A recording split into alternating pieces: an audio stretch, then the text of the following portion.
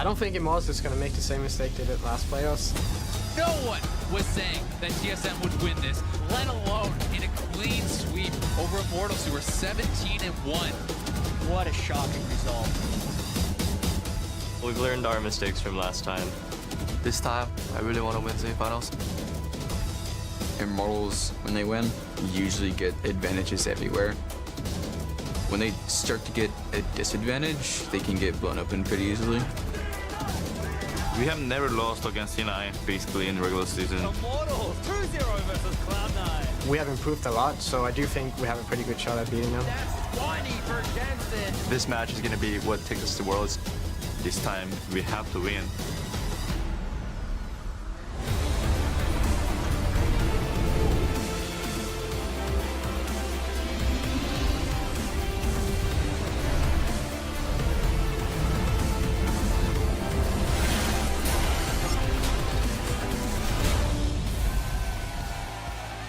Welcome to the North American League Championship Series semifinal live from Los Angeles, California. Now the stage is set for our first team to step up to the finals and reach for the North American crown. As you can see, the audience has plenty of energy and they're ready for the games, as are Cloud9, Sneaky, and Jensen, who arrived to the arena earlier today. They're looking to return to postseason glory today against Immortals. Pobelter, the man in the mid lane for Immortals, going to be going up against Jensen. We'll see how he does. There's going to be quite a spotlight on that mid lane matchup. Thank you so much for joining us. As always, I'm James Dash Patterson alongside our analysts Mark Zimmerman and Alberto Krumsrangifo. Gentlemen, semifinal time. We've got our top 4 teams in NA, all poised for some great best of fives. Are you ready for the same? Yeah, I'm going to be really looking forward to that mid lane matchup. I know we're going to highlight it a ton throughout the day. I'm sure there's a second stream, all that already dedicated to it. So I'm looking for 15 games.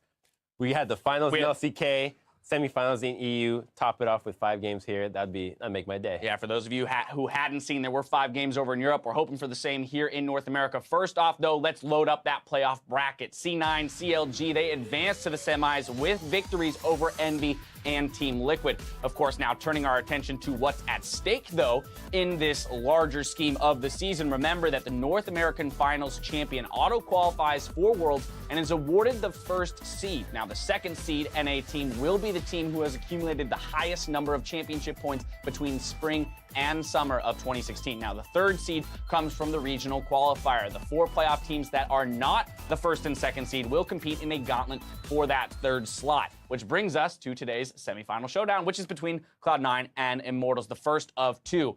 Now, I want to look at these 2 teams. Let's start off with Immortals and talk about the keys to success for this team against specifically Cloud9. Well, Immortals plays aggressive and they look for their fights constantly. Their damage per gold spent is higher in every position compared to Cloud9, so they're a really aggro team. That's why we know and love them for, and they make games bloody. They make you kind of deviate from the plan and focus on whatever they're doing, and if you fall into their trap, you're going to lose. Now, if you have to point out a lane, though, that's got to step it up for Immortals, which one is the one that's got to make that next level push to get them to the finals? I think it has to be their bot lane. I think they're by far the least consistent in a sense where, you know, Huni definitely dies a lot, but he'll make plays happen. Pobelter's a rock in mid lane, Rainover's all over the map, and the bot lane is the one that you have to worry about, especially given that Sneaky is such a huge carry for C9.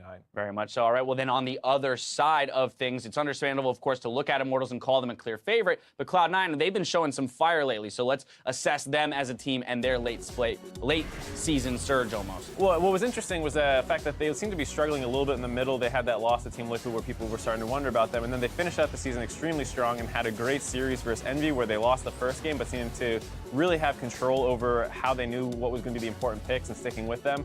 And they've just been seeming to be on the up and up constantly, and I don't think they're going to suddenly slump here. And speaking of important picks, sticking with Smoothie, making sure that they have one guy that's stable on the roster, I think solidifies how they play as a team. It's a lot easier on your teammates when you know exactly who you're playing. It's easier to get along with just one person, kind of pick their brain and understand them, as opposed to trying to mesh with the 2 people every single game. Yeah, that decision coming in midway through the split for them, as we just saw. Sneaky himself has some pretty sweet statistics when laning with Smoothie, so bodes well for them, particularly as we've moved away from prevalent lane swapping and we get a little bit more of those 2v2s. Now, the big carry for C9 in this split, though, has been Jensen, so it's no surprise that our featured matchup is between Jensen and Pobelter in the mid lane. Let's talk specifically about these 2 guys.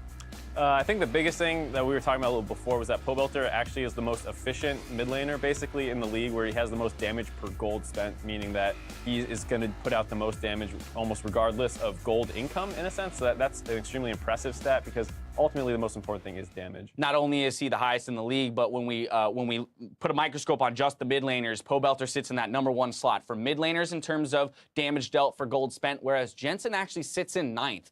So in terms of how he's maybe, in a sense, using his gold, not as efficient, but it also just speaks to the amount of gold that Jensen is getting. Which is huge because in the matchup against Envy, Jensen was getting such massive leads in the mid lane just by himself, and being able to translate those, even that means that if he's against Pobelter, even if he gets those leads, unlike the Envy matchup where Ninja didn't find enough room to have an impact, I think that Pobelter, regardless of how he lanes into Jensen, which I don't think will be falling too far behind, maybe even getting ahead and getting solo kills, hopefully, or maybe lots of roams, I think that he'll be able to have a much bigger impact on the game and still be a force to be reckoned with. Right, I think it's just kind of two different styles where obviously Immortals tries to put a lot more resources into the top half of the map, and what's nice is that obviously Pobelter is still performing without getting that kind of focus, whereas C9 clearly puts a little bit more emphasis around getting Jensen ahead, and he's often targeted by enemies more as well. Yeah, the play styles between these two teams and the way that they approach the game, either who they choose to carry or they move around the map, makes for a very exciting matchup between these two teams specifically. Now, we're spending summer playoffs revisiting a split full of huge plays and memorable moments, and we want to invite you to contribute your favorite memory to the conversation on Twitter. So hit us up at LOLesports using the hashtag LOCKIN, and keep an eye out for your submissions throughout the playoffs. And if you haven't booked your trip to Toronto, you still have an opportunity to snag tickets. The third place match takes place on August 27th at the Air Canada Centre in Toronto. Be a part of the North American Summer Playoffs and see two of the best teams in the region battle it out live. Head on over to lolesports.com/tickets and secure your seat for the third place match on Saturday while you still can. Now today, NALCS 2 is online and bringing you an alternate stream experience focused on that mid lane matchup. So join Pastry Time guests Golden Glue and Alex Each as they break down high-level strategy and talk shop about Pobelter and Jensen in that mid lane. Former NA champion Meteos, though, is back at the top of the NALCS, but the road that he took to this point, my goodness, has been filled with personal challenges. Take a look.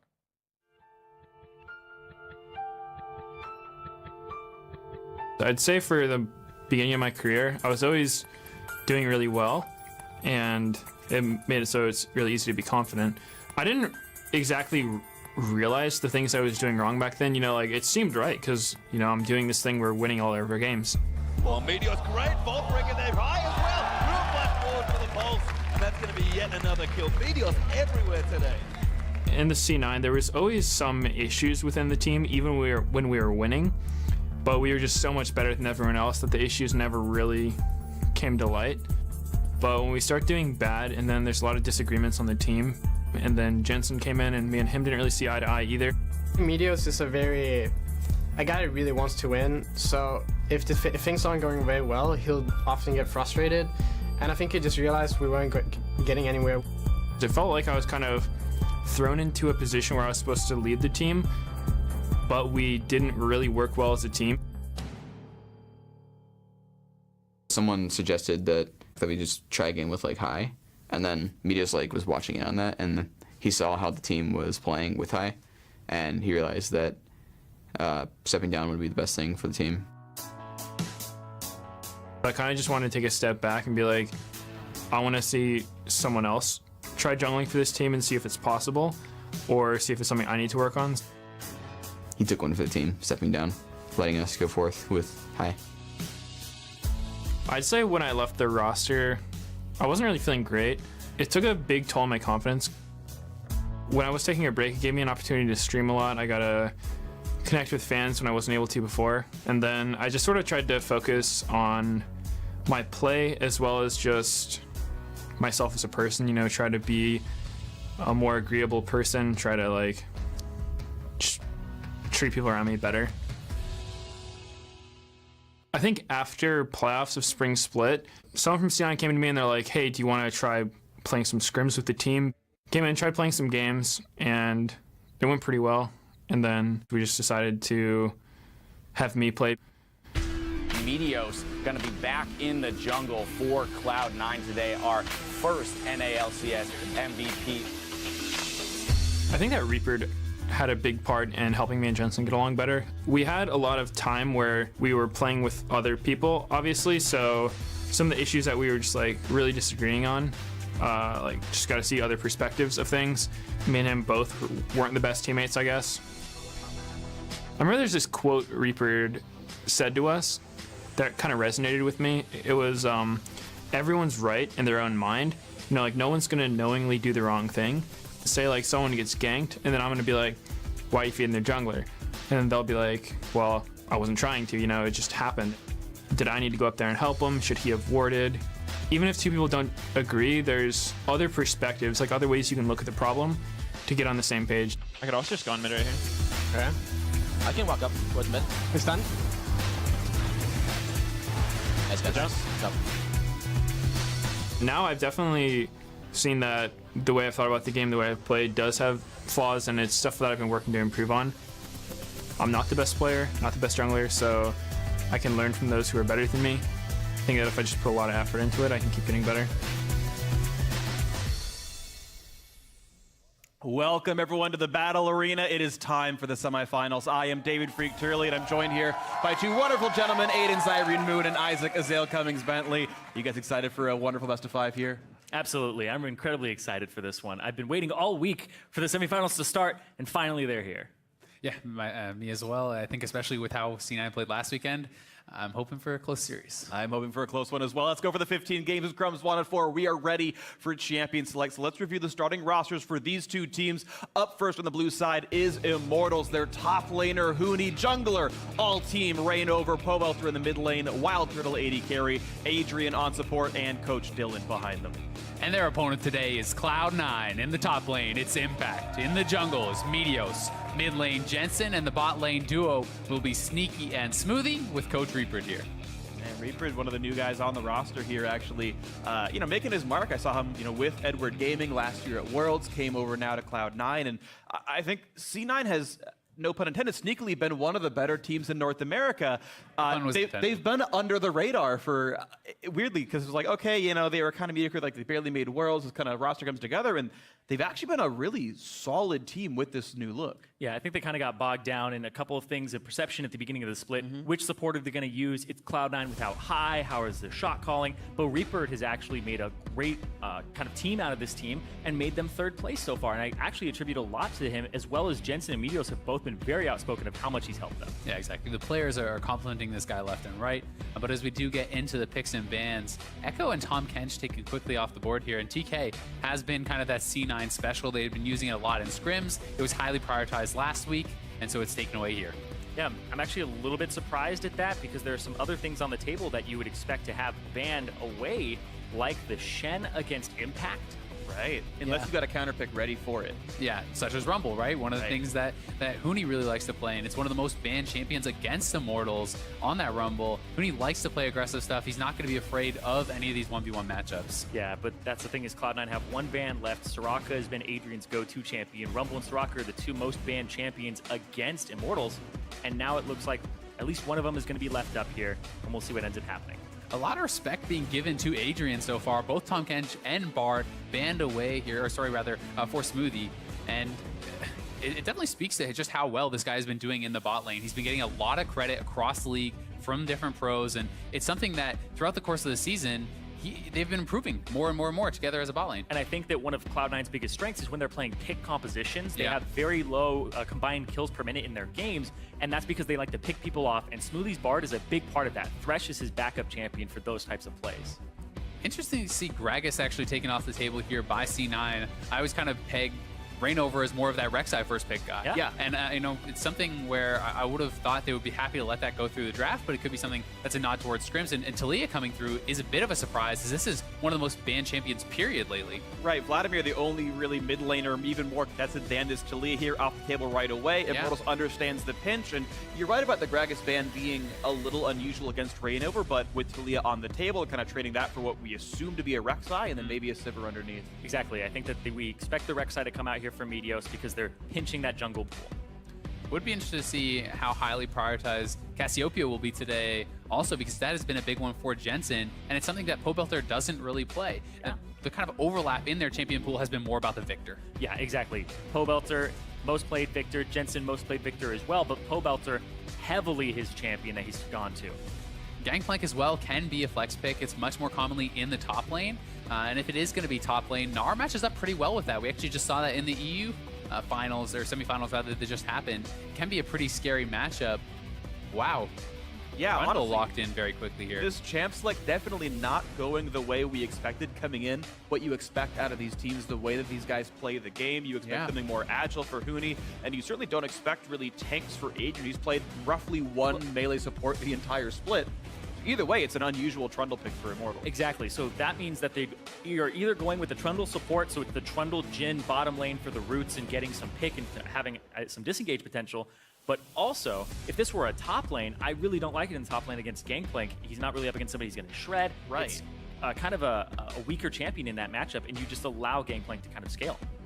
Well, but we have had 2 weeks off of not seeing Immortals play at all. They didn't play in promo tournament. They didn't play in quarterfinals. So actually make that 3 weeks off, and they can kind of come up with that with whatever they want. Cloud9 showing their own lineup. It's a Braum, no surprise for Smoothie, with a Sivir actually coming through for Sneaky.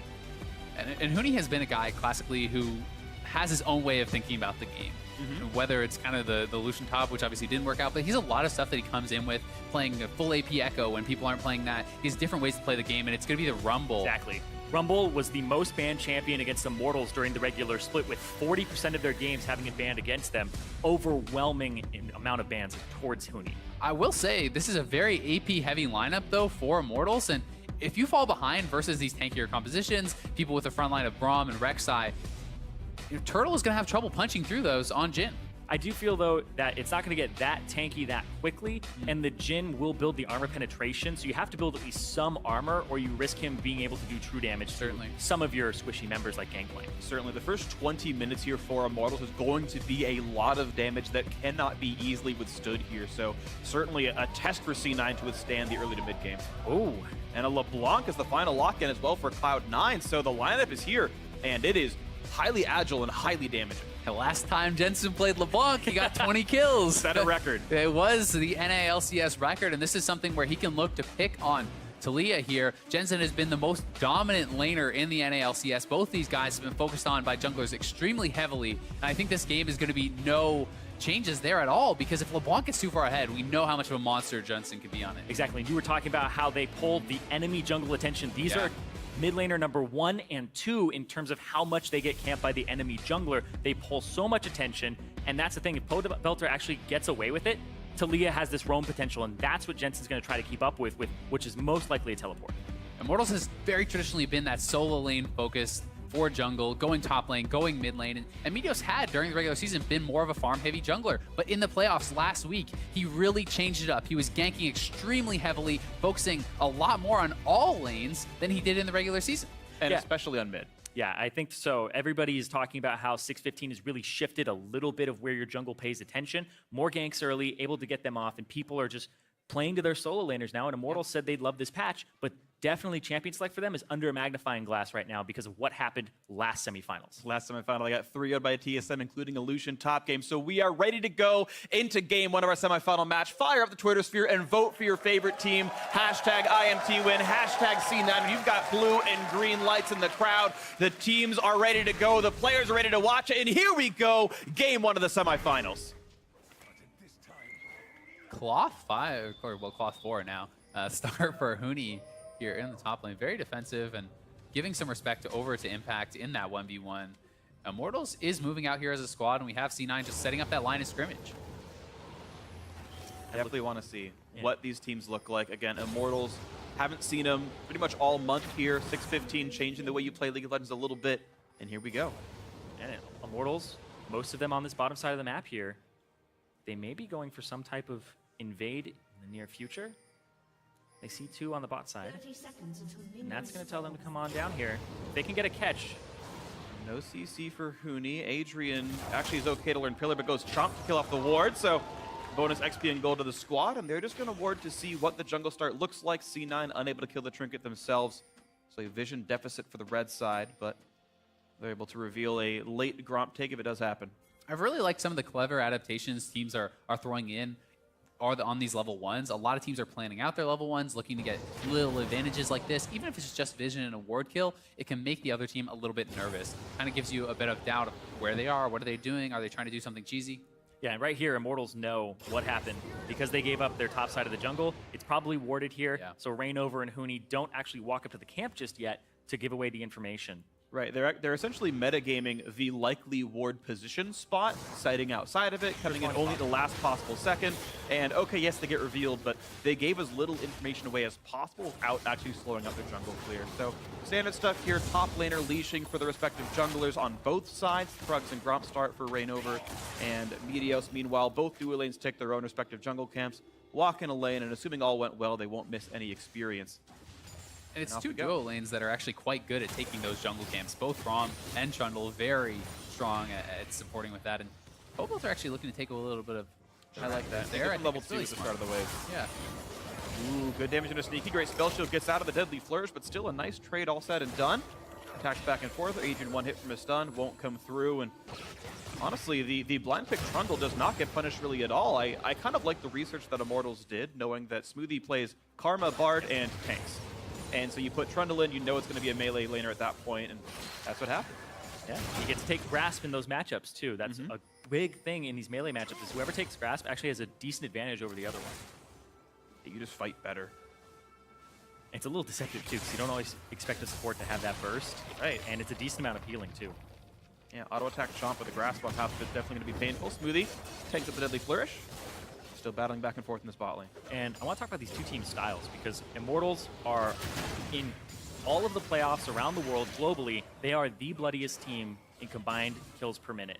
They brawl the most out of any team, win or lose in those brawls. Cloud9, on the other hand, though, are 9th in the league in terms of their combined kills per minute. And because they like to brawl so often on Immortal's side, Wild Turtle has even taken Insight. So he has reduced Summoner Spell cooldown over Biscuits and things like that.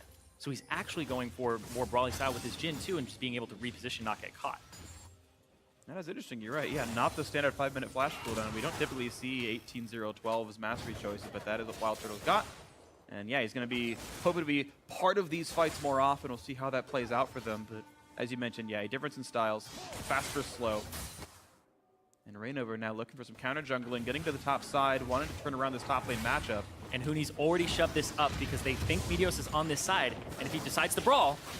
A lot of damage dealt in. The Chomp comes through under 200 HP as Meteos running now. Red buff on. Nice knockup. Get away from Reignover. One more attack and he will get away. Properly played. Safety.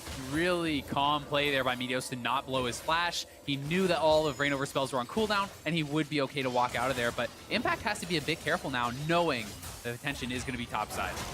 Yeah, you can see he actually backs up all the way as Gangplank. Procs, good trade. Yeah, ooh, Smoothie gets crit on, but they knew how much damage was still available. Powelter went up to the top side for a ward. He's got Elise nearby him as well. Of course, LeBlanc is hard to gank. And it looks like there won't be too much happening in the mid lane right now, impacting his first teleport to get back to lane. He's got Sheen for himself, so that's roughly the first item buy that Gangplanks tend to go for. I also liked how aggressively forward Pobelter was playing that, kind of trying to bait out the W from Jensen, and had he jumped forward, he is then very gankable, and Pobelter in some trouble here. Not a good thing for Powelter, but Jensen, of course, had teleport, not ignite, so Pobe knew he did not need to heal or flash away. There was no damage left on the LeBlanc. Properly played here. Impact in a battle with Huni. That Huni is winning heavily. Look at the damage of it. 200 HP left. Impact's one hit away from dead, but he knew that Huni was overheated. No spells were coming out, and it will not be a dive. And keep in mind, also, Elise was seen walking to the bot side of mid a while ago. Nice triple barrel chain. Impact playing it nicely. Certainly good at this champion. Yeah, and Impact is mostly put onto tanks. He actually gets the least amount of help from all top laners from his jungler. He's usually left out to dry on Cloud9, but on a carry, I want to see if Meteos starts playing towards his lane, and if they try to help Impact out more. Impact has, though, been able to kind of open up that champion pool a little bit more. He's been putting in some carry performances, particularly on Aurelia over the last couple weeks, picked up some player of the games, and has really been outstanding for the team in the later half of the season. Yeah, he's definitely proved that he can snowball. In their quarterfinal matchups, he was basically just styling on Seraph all game long with Gnar. It was also interesting to hear in a lot of the Cloud9 interviews, these guys actually thought the key to winning was top lane. They think that Huni is the weakness on Immortals, and it was not the bot lane that most people had been considering their advantage. Right. It's interesting as well because the counter pick went to Huni as well. You saw the early first pick on a Gangplank red side. Partially it's a denial, partially it opens you up to some counter matchups. There are a lot of Gangplank counters. I was part of the top lane stream with Dyrus and Zig last week, and they were talking off camera about like literally like a dozen different champions you can pick that are good into Gangplank. Things like Quinn, things like Kennen, whatever you want to do with it. Yeah. Rumble, one of the good ones as well. We saw it over in Korea a few hours ago, and it went nicely. And that's the matchup that Huni has for himself, one that should be won by the Immortals top lane, or one that you might expect Reignover to kind of push through the rest of the way. Yep, so far so good for Huni in that top lane. Has level 6, he's up on farm. And he's going to be looking good, and that level 6 power spike is extremely strong for Rumble, and Impact is going to have to play it quite safe because we saw just how much damage he's actually taking in some of these trades already. Close timing right there. Huni doesn't land the auto attack at the right time, but Impact lands the parlay. It looks like Reignover and Pobelter both have advantage on top side, but that gives bottom away. There's the coordination. Adrian stun flashes over to the river and exhausts the Sivir. Here's the flash knock up onto Wild Turtle, who is out of summoner spells, but there's no rub up from Meteos. Not a chainsaw yet, but there's the collapse. There's the first blood, and Cloud9 get the first kill of the semifinals.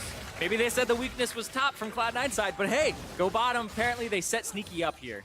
And it's Meteos now picking up that first blood. I'll be interested to see if he goes for the team mat. And they're actually pushing for the turret here. Heavy hands buff even on Meteos. They're looking to push this down. Immortals must make something happen on the top side. And Impact, very smart of him. If he gets out of this, beautiful equalizer lands the slow. Red Smite is on, saving Cocoon. Impact flashes. Oh, backwards! Oh no, he sends it the wrong way. Impact probably would have lived anyway. He had the oranges available regardless, and there's the first brick over to C9. Big gold lead. Could the pressure be getting to Reignover there a little bit? Very uncharacteristic mistake from him. Yeah, backwards Cocoon there, and it doesn't hit Impact. They don't force him to use the W, and now he gets to stay in the top lane. And you think about how Cloud9's games have been going recently. They can pressure mid, they can pressure bottom, and Impact is a sponge for the enemy team's pressure. He basically just dissolves everything you put at him.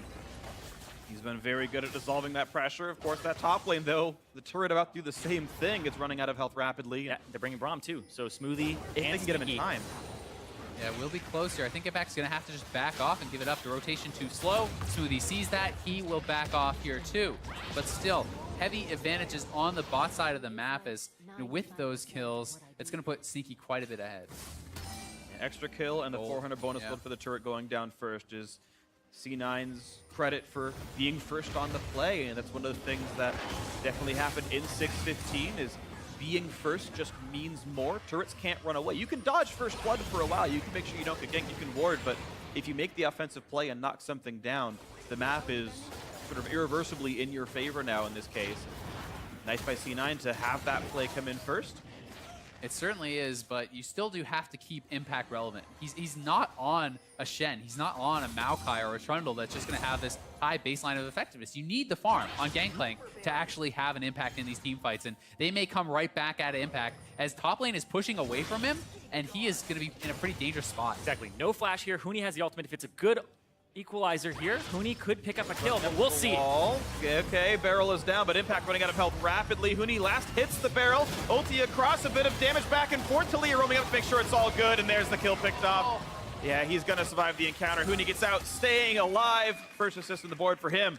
And Immortals get a kill. Yeah, but Cloud9 with Pobelter moving up to the top side of the map, they get to collapse on mid, push the wave in, deny that farm, but Huni definitely needed Pobelter's help there. He almost got taken out himself.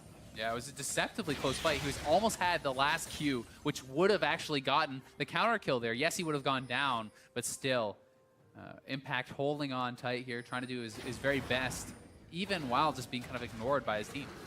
And Huni's getting a lot of help. They're making a big bet that Huni's going to be able to carry here. LC9 betting on the bot lane right now. They're fighting over the red buff, and here comes the Jhin ulti, and you've got Pobelter and Huni showing up for this one. They've got to jump across the wall. Most of them could just jump. There's the ulti in from Smoothie, looking for the damage back on a Pobelter. Very low health to Leah, and he bit off more than he can chew. The Rock Mage goes down. TP not even completed by Impact. A backfiring 4v5. Immortals down. That's huge for C9, and especially for Impact. He's going to get alone time up in that top lane. He's going to have the faster TP cooldown, and he will be able to, hopefully for him, catch up in some of this farm. Seems likely, and even though the red buff does go over to Immortals, and Reignover gets it for himself, the defense on that front was good enough. This fight went C9's way. Yeah, these are incredibly ambitious fights, too. Pobelter's sitting on 2,000 gold. They're trying to actually just defend this, and they don't have the combat stats to do so just yet either. They all get out over the wall. Killer's not going to help them. And then the TP comes through for Huni, so they try to make something of it, but they end up just giving up Pobelter. This was just a huge overcommitment. Yes, the Jhin ulti was nice, but Turtle was not in a position at all to help them. Reignover was going back to the red buff, while Pobelter and Huni are overcommitting in that fight. So definitely some miscommunication, some mishaps happening here for Immortals early on, but the game is still exceptionally close. Only 1,000 gold, the difference. Yeah, exactly. When Cloud9 get over that Dragon Pit wall, that point you just have to cut your losses and say, okay, let's stop chasing it. But some cost fallacy comes into play. Got to get something out of it. I think they thought they could get it, though. The problem is most of C9 could jump the wall without burning flash. Only Sneaky had to burn a summoner spell to get away, and then turns out you lined up for a perfect Braum ultimate, and it's one of the things that I'm sort of glad Smoothie did is he emphasized getting experience so that he was level 6 for this play. If he had been roaming more often than not and was level 5, that kill doesn't come through, and prioritizing getting a little bit of XP came into effect there, the fight late enough that he had the ultimate. Only 800 gold separates these teams, though. For all that C9 have done well for themselves, this game is still very, very close. C9 playing around the Drake, looking for maybe a bit of a play. Slow onto Rainover. Auto attack's going to land. 2 more, and Rainover gets stunned away. Can't quite get it. Out he goes. But they're still forcing him out of his jungle. They can test the red buff. They can test every little thing they can from Rainover. The Gragas ban, the Rek'Sai pinch, forces him onto, honestly, a lower than S tier jungler here. And remember, there's no TP on Huni, but he is making the roam down. They want to try to contest this dragon, or at least be in position to do so. Not going to happen just yet. Gen ulti opens up. Side number 2.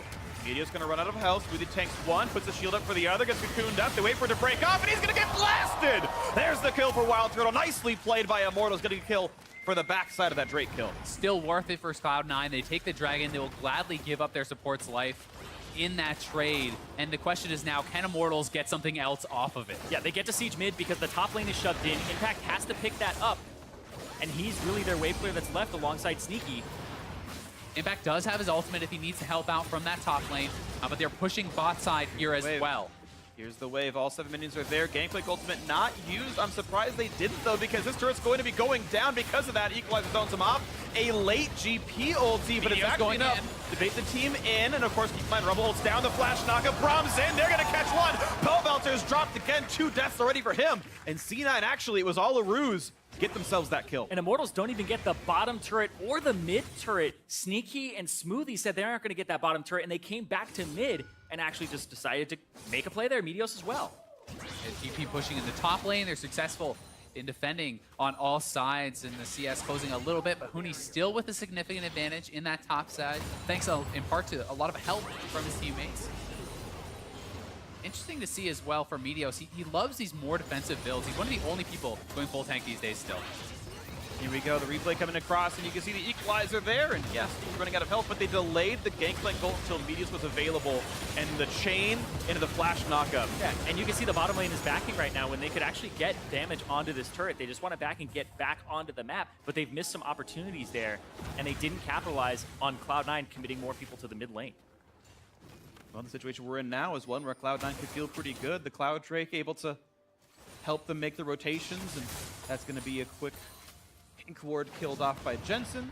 Snipe lands from Wild Turtle, good for him and everything, but look at the pinks across the board and all these inventories. These guys are prioritizing vision so heavily. And just look at this line of wards from Cloud9 all the way down the top side river. Now they're establishing vision control in the bottom side, and the amount of vision on the map is incredible. They're completely dominating the vision game right now. Really incredible stuff. Certainly a solid team, and Cloud9, again, sort of an overlooked squad because of how good TSM and Immortals were during the regular season, losing, what, 3 matches total between the teams. And you've got C9, who came in as the 3rd seed, overlooked in some respects, but doing well in this first game. Yeah, there was always the comment that Immortals and TSM are clearly the top 2 teams, and then everybody else in the NALCS was far and away below them. And that actually shows in the advantages and how quickly TSM and Immortals balloon their advantages. When you look at how far ahead they are at 10 minutes, and then it goes up from 1,000 to 3,000 gold in the span of 10 minutes, whereas Cloud9 take a 100 gold advantage at 10 minutes and make it 700. Yeah. So Immortals and TSM are much better at snowballing leads than Cloud9 has been in the past. Sure. And that's what's really separated the 2 teams here. C9's a slower team. It's been kind of their style, right? Here's a game where C9's winning and there's 5 kills in 16 minutes. This is more the C9 way of be controlled, play the objectives, play the turrets. I think it does also speak to some of their compositional choices. Having Gangplank and Sivir, you're going to be pretty happy to scale into that late game, have that AoE team fight. Jensen pretty far up here. Ooh. All the teams coming. Gonna take a lot to catch across. Flashes gets away, but ooh, Juke's back into the cocoon. Rainover doing a lot of damage. Jensen out of summoner spells. Meteos. A nice jump away, and here's the Gangplank. They're holding off for Sivir. Slowing down Rainover. Teleport coming in for Huni to join in the team, and suddenly C9 realizes they've bitten off a bit more than they want. And there's Powelter cutting off Smoothie, who does not have a lot of ways out of this one. Can't jump across just yet. Finally does Jensen. Looking for the root, can't quite get it. Everyone does escape with their lives. And it's once again Impact not having to teleport out. Exactly, and that is huge for him. They keep drawing pressure on the other side of the map, so although they're not directly helping him by going to his lane, they draw pressure, Huni moves to roam, and Impact gets a little bit of free time to close the gap time and time again here. It's an actually incredibly intelligent way to play the game because they aren't playing Immortals game. They're not saying, we're going to 2v2 you top over and over again and try to win that when we know that's your specialty. Instead, play to the bottom. Meteos hasn't changed his style. Gank for Sneaky, gank for Jensen, and then pull that attention away so Huni wants to come down, and that actually distracts him from dominating his lane. Wonderful stuff, and you're seeing sort of this pay out. Once again, Huni counterpicking the top lane match. It's one we've seen do well before, this rumble into Gangplank, and despite getting ganked, despite losing his turret, Impact down 20 CS this late in the game. Not that huge of a deal. His farm's going to be fine. But I also think that moving forward in this best of 5, Gangplank and Shen for Impact, because of the global pressure, they don't have to gank his lane, go elsewhere. Impact can still help where they're actually fighting. I think that the next dragon here is going to be pretty key. Immortals did have vision on this bot side around the dragon pit, but C9 heavily contesting it once again. Next one is an Infernal, which both teams are really going to want to try to contest in and just not easily give up. Yeah, I do think, though, at this point in time, Immortals have a slightly better team fight if Huni can actually land his Equalizer in a really good spot. So they have to make it to that Drake first and set up. The amount of burst you can put out with a level 2 Rumble ult plus the Proto Belt, if you can flash on top of an 80 carry, you can instantly kill them. Ooh, speaking of flashing on top of somebody, Rainover flashing away because you had Jensen just on top of him there. Meteos and the rest of C9 able to constantly play inside Rainover's jungle, take control of that area of the map. Infernal Drake spawning in 6 seconds, and C9 want this as well. The fact that the jungle has no flash could be big for that, but Meteos gets caught. On a CC on immediate piece. Okay, Rainover's actually the one who has been killed. Looks like the trap was set for the spider. Pavelter roaming in for this one. Snipes coming across. Smoothie, one more shot to go. Oh, he could burn down. He might burn down. It's going to be close, and no, he lives. He does not after all. Wild Turtle takes him out. He did what Score could not, and his prey actually burns down. And now Sneaky running away. The 1-for-1. Impact does have TP, but he's staying topside. Huni is pushing down the mid lane turret. They will get this, and C9 is looking for a trade on the top side. Will Immortals make the move towards Dragon? Yeah, they might want to, but keep in mind, Impact never even used his teleport in the prior engagement. That spell is up and available if he needs to join it. Does have no GP ulti though, and Rumble ulti is available. That is very big for Immortals. C9 will have to play it carefully as Immortals is starting up the Dragon. Well, Rainover's still running over. He doesn't have Smite available to him, but they can zone out Meteos, and they're going to, and it's going to be pretty all right for them, and good zoning. Immortals plays it right. The teleport not burned. Impact saves the summoner. Says, I'll trade a turret for that instead, and I think that's a fair choice. But a good compensation by Immortals. Especially if they can delay backs here at all, he can get a little bit of alone time on the tier 2, or potentially try to steal away the blue. There are some more options here, and C9 is moving in on all sides, pushing up mid lane, trying to keep that pressure rolling. Impact working on the tier 2 now. But Pobelter's looking to roam. The damage out, but this is actually it's an insane amount of damage. So yeah, you got Kalia, and you can't orange over a wall, so Impact's in a pretty bad spot. But can he even survive if he flashes? Rainover is here as well. This is going to be a certain death for the Cloud9 top laner. Yeah, he's buying time, goes down, Rainover's top lane, the rest of the team pushing bot lane. Exactly, going for that red buff, making sure that they can get some vision around it, get some control, and that's the trade that they really make there because Wild Turtle and Adrian played safe. Definitely not respecting the Taliyah ultimate enough, but I think making the right choice to not blow summoners once he was in that bad situation. And that's certain to die. Seismic shove as long as it stays up, he can get through the teleport. Yep. Honestly, a big strength of Impact is how much he soaks pressure, and then he doesn't crumble under it. We don't see useless summoner spell usage from him. We don't see him actually give up easy kills. He tries to drag it out as long as possible. A double Ruby Sightstone already for C9. This really does speak to how important they think vision is in this matchup. And I think in a game with LeBlanc, I really tend to agree. So much of it is about controlling vision, getting the jump on your opponents. And for Immortals, inversely, keeping sight of that LeBlanc so you don't get one shot. You know what's great is 6:15, part of the goal with like Roots and lane swaps was to make the game look a little bit more like the game that we all play at home. Yeah. double Ruby Sightstone has been seen by no player ever on live. There is no jungler who buys a Ruby Sightstone in anyone's ranked game of all time. Maybe a misclick. An accident. That was supposed to be Red Smite, my bad, guys. Well, he got that too. I know. Just, I mean, I know most of C9's colorblind, you know. Yeah, Maybe that- it just worked out for him there. Meant to be something else. But either way, C9, yes, playing the Vision game, staying that 1,000 gold up, and playing a spread out map. Yeah, and it's interesting too because Cloud9 are actually warding at a little bit of an unprecedented rate for them because Immortals are actually the #1 warding team in the league, and then Cloud9 is actually the #1 ward clearing team in the league. They clear the most percentage of enemy vision. Look at bot side, though. They are kind of moving in here on impact. We have Jensen in the top side actually starting the split push, and C9 is starting to look to that 1-3-1. They have double TP, and they will have the global advantages heavily because of that. Trying to pressure impact. Well, juke one. Not going to juke that one. Barrels in, and that's going to be 3 of the 4 snipes. Impact low on health, but here comes the re-engage. Sivir ulti popped as well. The flash engage to Rainover does not dodge away with Repel, and now in towards Adrian Exhaust. Burn on the Jensen. Here comes the snipe, going to root up Meteos. A nice equalizer across several of the back line. The flash chase, Adrian Huni pick up 1 kill. Ooh, Cocoon lands on Meteos. That's going to be a dead Rek'Sai. Jensen's going to be next on the plate. It's a barbecue here. So many of Cloud9 getting slaughtered. A quick dodge away from Deadly Flourish, but 3 for 0. What a team fight for Immortals. Finally, a lead for the favorites. Exactly, and Immortals show why they go for those team fights and why they pick this type of composition. They like those early brawls, and they immediately truck it across the map. Are they looking at a Baron? They're certainly looking at it. They clear the mid lane away. They ping on the way towards Baron. Running through wards. This is a known choice, but they're going for it. And Rek'Sai has his ultimate. He's going to be up in 5 seconds. This is very risky. They may look to turn and fight as Cloud9 are closing in. Can they get this? It would be huge for Immortals. Many a game change on Baron. Oh, the middle barrel was gone. He can't, and that's going to be the smite picked up. Nicely done by Rainover. The battle ensues. Meteos low on health gets picked off, and Rainover getting the Baron and the enemy jungler to add insult to injury. An absolute disaster for Cloud9 as they lose their jungler, they lose the Baron and the fight on bot side, and Immortals has blown this fight wide open. A huge gamble there to go for the Baron afterwards, but this play set up. Jensen TPs onto the ward. They see him coming. Rainover gets his repel off, holds it, waits till Jensen goes forward, gets off it, and then the Talia wall sections them off, which allows everybody to go to the bottom side, and then the equalizer up is beautiful from Huni, and then the flash proto belt into 3 members of the back line. Huni playing that really well.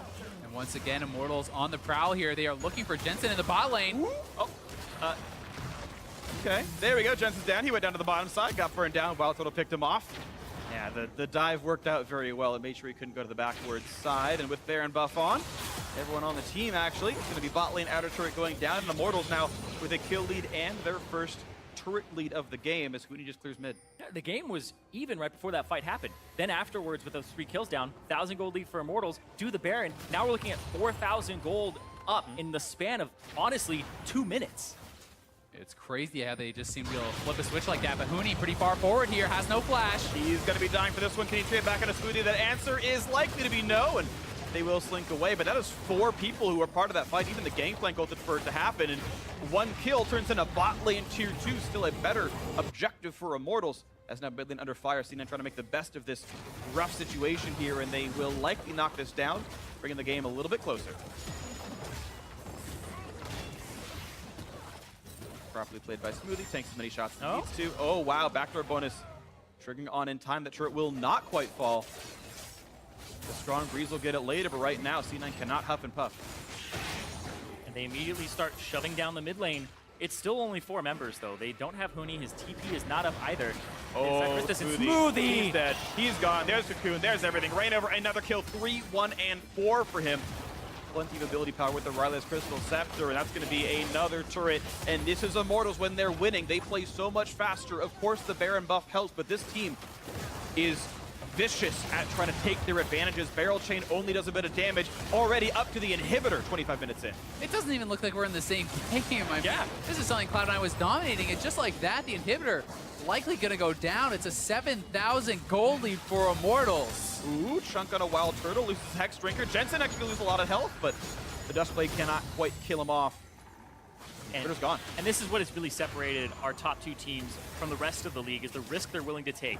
Going for that Baron, what other team would really do that in a matter of seconds? When the Rek'Sai has ult fit up, Meteos has a chance to steal it. They take the risk, so they say we're either going to win right now and just dominate the rest of the game, or we're going to lose slowly afterwards. And they decide, you know what, win right now. Let's go for it. And even that was a small risk. We saw the look at potentially recalling for Immortals, but they said, no, wait, mid lane's under fire. Even though half us are injured, we're going to make sure you get off that wave. There was a chance that C9 went for the fight there. It didn't happen, and another turret staying alive. Immortals fighting for everything on the map. Yeah, they really don't let anything go uncontested. Any of their matchups. And I think the thing that's really stuck out for me in this game for Immortals is the fact that they lost a whole bunch of fights early on, a little bit of skirmishing here and there, and then immediately they're like, we just need that one. They really trust themselves to have that 4-on-4, that 5-on-5 team fight prowess where they're able to split fights up, and the Taliyah helps them do that so much. The Rumble helps them do it, and it honestly explains why that champion can ban so much against Huni. That said, C9 definitely not out of this one just yet. 6,000 gold lead, a little bit over that right now. But they do have a lot of very powerful scaling. And as C9 starts to pick up more and more of these key items, as we see the Infinity Edge get picked up on Sneaky, and as we see some more items coming for Gangplank, they always have the potential to turn these fights around. Exactly. Impact on this Gangplank. If he's able to... Ooh, the sun's going to land. Gangplank to help out as well. Poelter passive going to turn off right now, but they've got the dive. They've got Huni the damage output. Here comes Huni. Watson nearly kills off Sneaky, but now he gets exhausted running away. Smoothie cannot land his passive onto him, so Huni can run away with impunity. The flash chase for Impact. The barrel going to get locked down by Huni. Here comes the re-engage on towards Zhonya's bot for time because top lane's getting pushed. Yes, they will finally kill out this Rumble, but how much of the top lane will be picked off? It's right now a 4v3 on the map. Immortals have to be able to disengage safely. There's a chain on a Rainover. 2 inhibitors going to be going down, but here comes the re-engage. Sneaky has health, and the ulti is up in about a minute's time. C9 needs a taste here. They can't let them get away for this, and they are going to be able to have this TP come in. They're looking for the fight. This could be catastrophic for Immortals. Does not hit the 3-barrel chain, so no damage dealt just yet. Now Rainover sectioned off. He's going to land the knockup. The red smite is there. He's going to flash to stay alive, and the couple of snipes actually really pick off Impact. Yeah, the cover fire doing quite a lot, and somehow nothing gets picked off in a 4v3 where C9 had the flank. Great escape by Immortals. That was a scary situation because Immortals, think back to Spring Split. 10,000 gold lead with a Lucian top. They were chased down in top lane after going for an inhibitor against that Maokai, and then that was where the game rubber banded back against them. They were almost in that same situation against the LeBlanc. Really was an incredible engage there, and C9 knew they needed to get more. They needed to take these guys off the map, start picking up some turrets, and really clean up some gold, because after that trade, they got 2 for 1, and they lost an inhibitor turret and an inhibitor. That is such a bad trade for them. Well, a lot of the map not going Immortals' way. This team viciously aggressive. We're under 30 minutes in a game they were losing early on. First turret gold went over to C9. All of the good stuff went over to Cloud9 here. And this is Immortals. 2 inhibitors down in under 30, looking for their third. Yeah, in the span from 22 minutes to 29 minutes, 7 minutes, they have gained a 7,000 gold advantage. Yeah, they have just ballooned their lead. Baron is on the table again in 35 seconds. And they're looking to push down the 3rd inhibitor here. C9 needs to hold on. They cannot give up 3 inhibs against a team like Immortals. Looking for the play right there. Barrel hits 1 minion. Meteos and Jensen are on the side, getting ready for that flank. Wall's going to collapse right there. Not too much done. Turret low. Yeah, it's a clever wall. Stops them from reinforcing the turret. Allows Turtle to stand on the bottom right side and have no return fire. But Meteos has just been behind Immortals right now. He's trying to look for the proactive play here, but Sneaky has to clear the super minions that are coming into the Nexus, so he can't make a move. They're most likely going to have to give up this turret unless the timing of the waves actually works out and Sneaky can come here.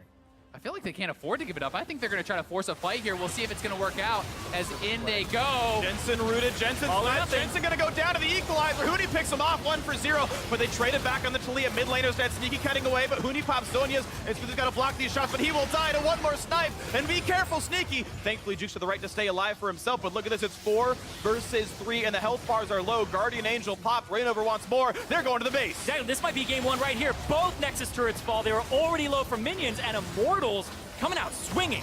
Beautifully played comeback by Immortals. The early game did not matter. They found the mid-game They're low on health, teamfights though. they wanted. Coming in. Running out of health. They've got to be careful on this one. They've actually lost Huni and Rainover. Now it's only Turtle and Adrian. The flash in the chase. He got Sneaky, but Sneaky stops, but he keeps the game alive. C9 have one more chance to maybe turn this game around. Their inhibitors are actually back up. They have the mid lane and the bot lane inhibitor. They are still alive in this game. Obviously had a huge deficit with Baron on the map.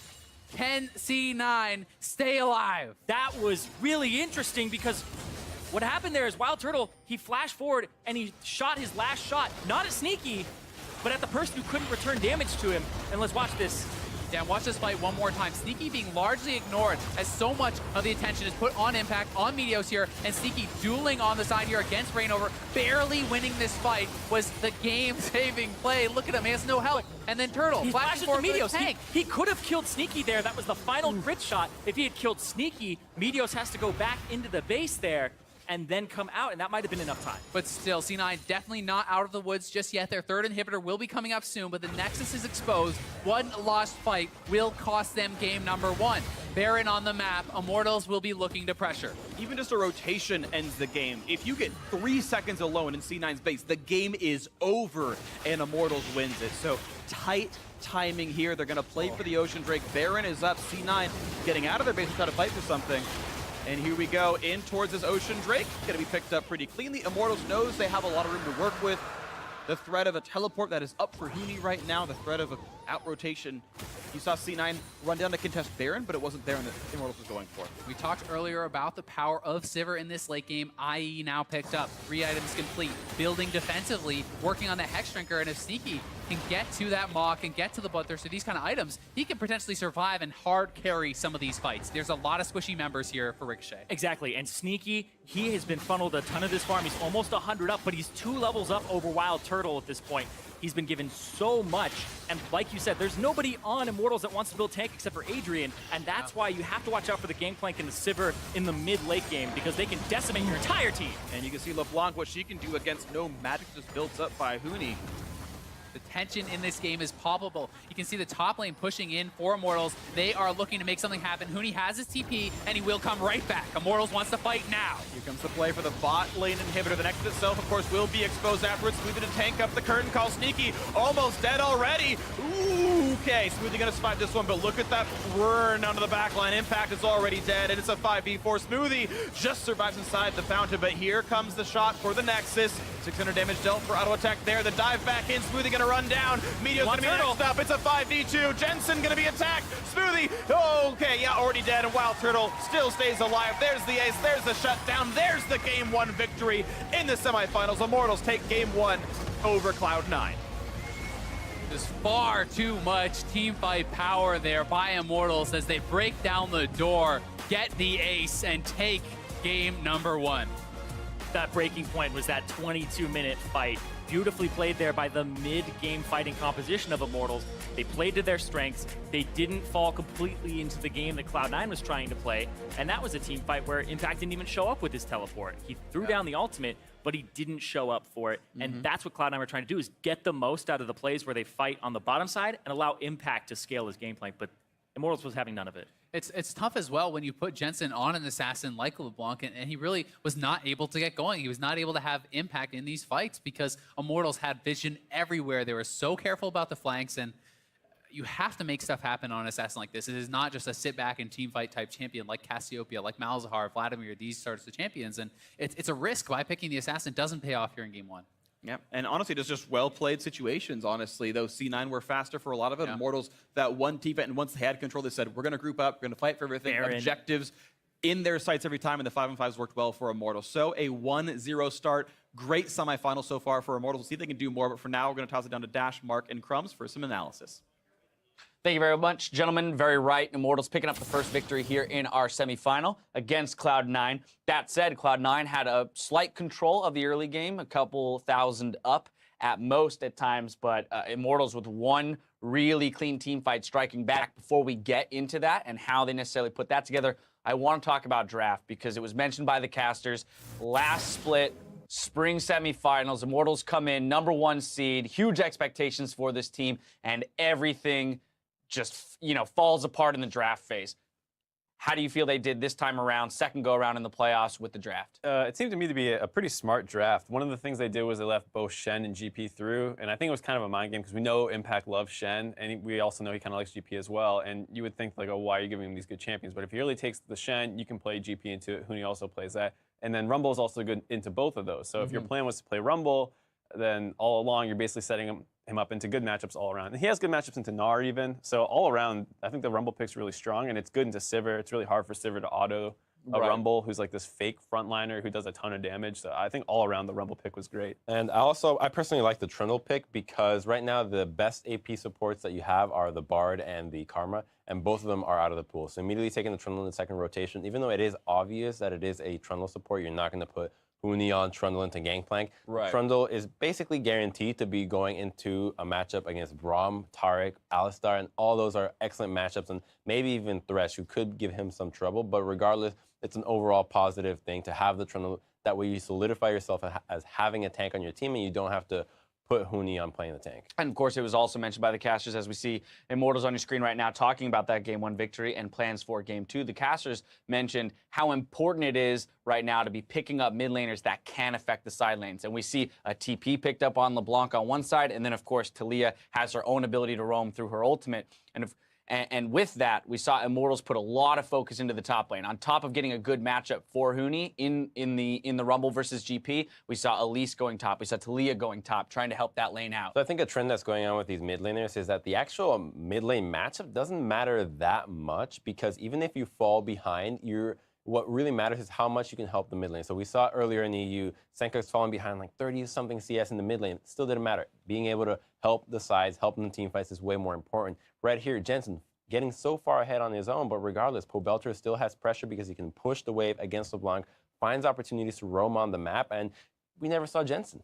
Yeah, it was definitely one of those things where it's like win early, lose late kind of thing, which seemed funny given that C9's comp was great for late game with Sivir GP. Yeah, exactly. We were looking at Immortals saying, well, this is the early and mid game skirmishing with the Rumble and the Elise. Like, they want to fight early and often, and yet Cloud9 was the one that got the early lead. Yeah, and I think it's one of those things where people love going after GP because he's such an easy target, but it just opens you up to the counterplay on the bot side. And I think that's one of the problems that GP poses, is that like you want to crap on him top to stop him from getting online, but the other team's just going to go bottom and use his ult. And it's kind of like this bait where you're just setting your bot lane up, and we saw that C9, with the help of the GP ult, was able to grab that first turret. Well, personally, I don't like GP with LeBlanc because you don't have an opportunity to get kill pressure on there. On top of the fact that you want a lot of wave clear to stall for him to be able to take over the mid lane and possess a lot of wave clear. But with LeBlanc, you just find yourself in a mid-game rut that you just don't really know who do you send where and how do you get a fight going. Let's take a look at a couple fights. Now, the majority of the early game fights were either trades 1-for-1 or 1-0s. The first replay we're going to take a look at is 18:40 into the game, 1-for-1 around Dragon. Both teams will also trade a turret, but Immortals will pick up the Infernal on the back end. This is a great chance for Immortals to start getting back into the game. They have been a little bit behind. It starts out with a kill, but they have great tools for a long extended fight with the Jhin ult, with the Rumble ult. Taliyah also is relatively fine to play it slower.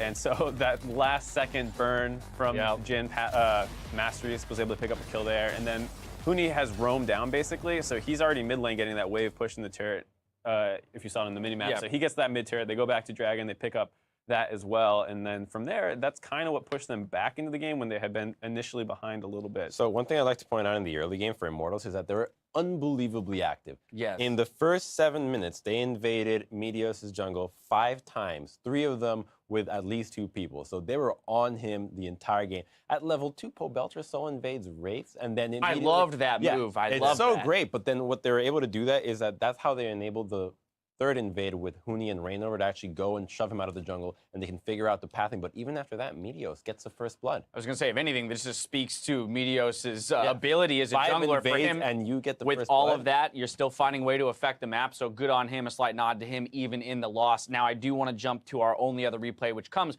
only 4 minutes later into the game here, but this is the fight that turned the game on its head by Immortals. It was just like, you want to punish Immortals for blowing all these ultimates and not getting anything. You want to start this chase down, and they get onto Reignover pretty well. But the problem is this Talia ult is so good. Just totally separates the damage dealers of Impact and Sneaky from getting into the fight. The Rumble ult layered on top is excellent as well. And then it's just like an easy chase down for Immortals, and they're able to pick up a number of kills. Great proto belt from Huni as well, getting into the middle of the C9 lineup and just burning all of them. And I have to commend them with the decision after this to say, we want to fight in like 20-something minutes in the bot lane. Let's do Baron.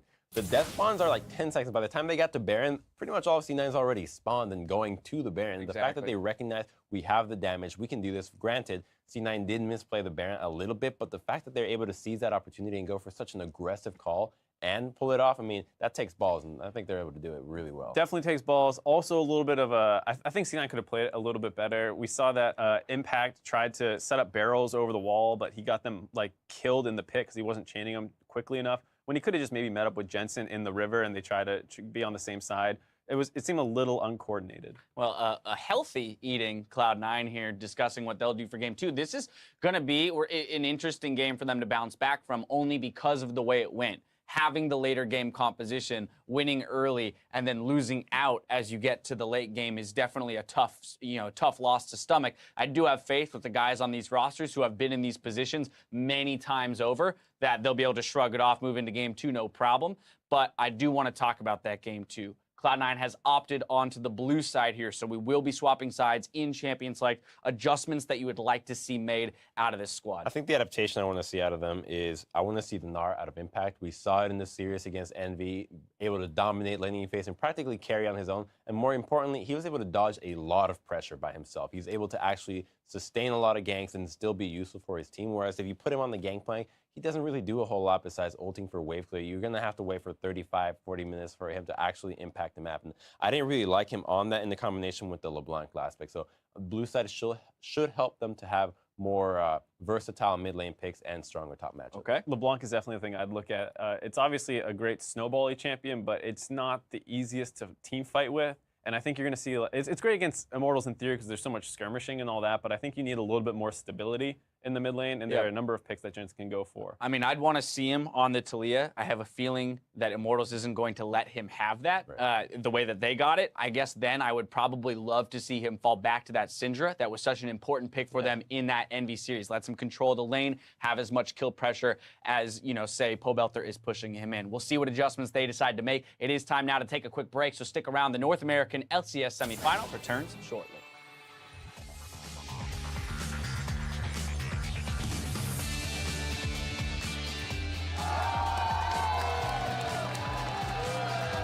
Wait, is Bunny here? No, I don't see him yet. I hope so. No, right. Bunny there. Is he? He's in the T-Rex suit. The flash chase, Adrian Huni pick up 1 kill. Cocoon lands on Meteos. That's going to be a dead Rek'Sai. Jensen's going to be next on the plate. It's a barbecue here. Gino. We kill him. Rumble. Nice. Jin's really low. I can't hit him. Flash in. Okay, nice. We're alive. Damage dealt for auto attack there. The dive back in. Smoothie gonna run down. Meteo's gonna be next up. It's a 5v2. Jensen gonna be attacked in the semifinals. Immortals take game 1 over Cloud9.